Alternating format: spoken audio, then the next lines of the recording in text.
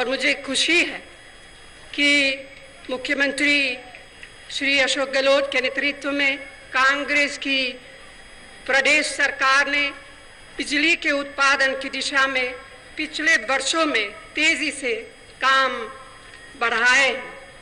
इसी का नतीजा है कि राजस्थान में 12,000 मेगावाट से भी ज्यादा बिजली का उत्पादन हो रहा है। हमारी यूपीए सरकार ने ऊर्जा के क्षेत्र को सबसे ऊपर रखा है। 5 वर्षीय योजना में बिजली उत्पादन पर हजारों करोड़ रुपए खर्च हो रहे हैं और हम इस काम में धन की कमी नहीं आने देंगे। राजस्थान में कोयले और गैस से चलने वाले बिजली घर बनाकर 7,000 गैस मेगावाट से ज्यादा का बिजली उत्पादन करने की मंजूरी हमारी यूपीए सरकार ने दी है। इसके अलावा पवन ऊर्जा और सोलर एनर्जी के क्षेत्र में भी यहाँ तेजी से काम हो रहा है। ये हमारा पहला लक्ष्य होना चाहिए कि गांव-गांव तक बिना किसी रुकावट के बिजली पहुंचे। बिजली की कमी दूर करने और उसे दूरदराज के इलाकों में पहुंचाने के लिए निजी क्षेत्र को भी बढ़ावा देने की नीति पर चलकर हम अपनी मंजिल जल्दी हासिल कर सकते हैं।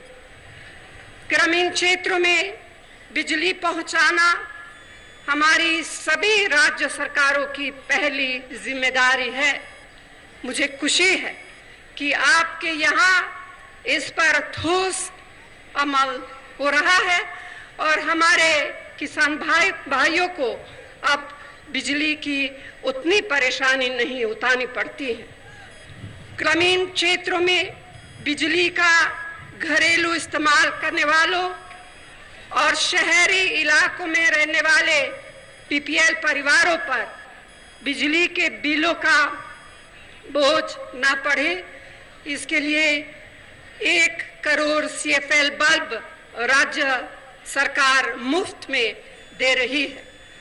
और मुझे बताया गया है कि राजीव गांधी ग्रामीण विद्युतीकरण योजना के तहत जो प्रोजेक्ट शुरू किए हैं उनमें से ज्यादातर पूरे हो गए और अभी तक लाखों ग्रामीण परिवारों को बिजली कनेक्शन देने के साथ लाखों किसानों को भी नया कनेक्शन दिए गए।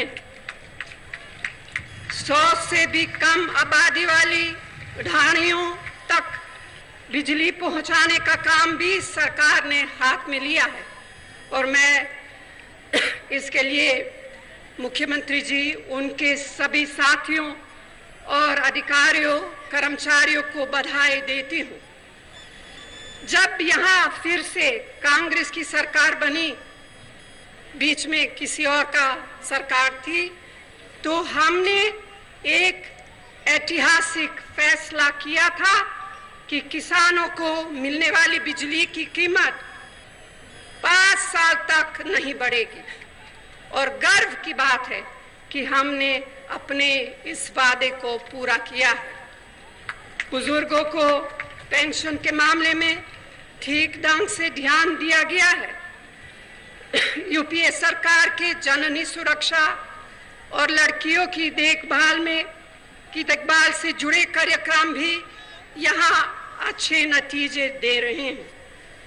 हम सब जानते हैं कि पैसे की कमी की वजह से हमारे गरीब भाई बहन अपना इलाज नहीं करा पाते, इसलिए हर एक के लिए डॉक्टरी जांच और दवा की निःशुल्क योजना शुरू करके यहाँ की सरकार ने जनहित में एक ऐतिहासिक, एक महत्वपूर्ण कदम उठाया है। यह भी संतोष की बात है कि पशुओं की भी मुफ्त मेडिकल जांच और दवा कराने का भी कार्यक्रम लागू किया है। ये सभी काम अपने में एक मिसाल है।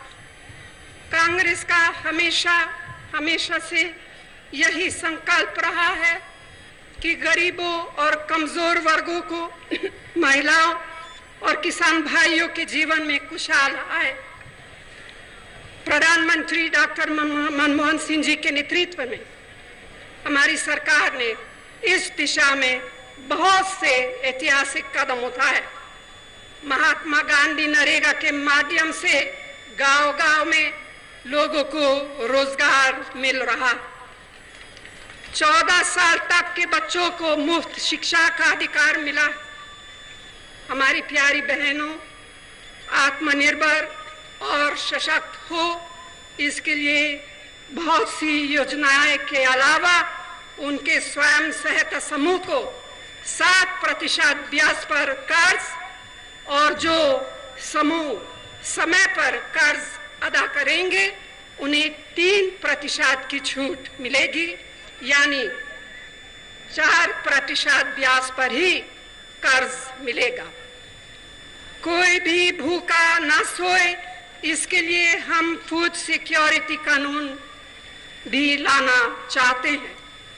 हमारे विरोधी दलों ने अगर ऐसे कामों में बाधा नहीं डाली होती तो हम बहुत पहले ही इसको पूरा कर देते। लेकिन अफसोस की बात यह है कि कांग्रेस के जनहित के कामों का विरोध करना इनकी आदत बन गई है। मैं आपको बताना चाहती हूं कि पूरे देश में कुछ राजनीतिक दल अस्थिरता लाने की साजिश में लगे, और जब राजनीति में अस्थिरता बढ़ती है तो सबसे पहले असर विकास के कामों पर पड़ता है। तरक्की रुकती है तो गरीब की परेशानी और बढ़ जाती है। लेकिन ऐसी शक्तियां हैं जिन्हें प्रगति से कोई लेना देना नहीं है, उन्हें तो सिर्फ कुर्सी दिखाई देती है और वे किसी भी कीमत पर कुर्सी हासिल करना चाहते हैं। इन ताकतों से सावधान रहने की जरूरत है। मैं आपसे सिर्फ इतना ही कहना चाहती हूं कि राजस्थान ने आज से नहीं, हमेशा से पूरे देश को आत्मसम्मान से जीने का रास्ता दिखाया है। इसी परंपरा के सहारे हम सभी को मिलजुल कर प्रगति का रास्ता तय करना है। हम पूरी इच्छा शक्ति, ईमानदारी और परिश्रम के साथ आगे बढ़ेंगे और उन शक्तियों को जवाब देंगे जो प्रगति और विकास के काम में बाधा पहुंचती है।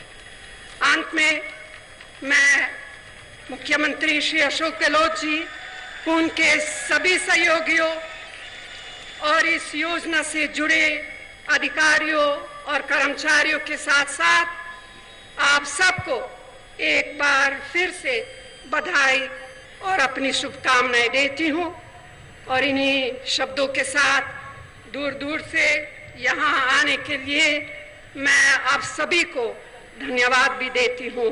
धन्यवाद। जय हिंद।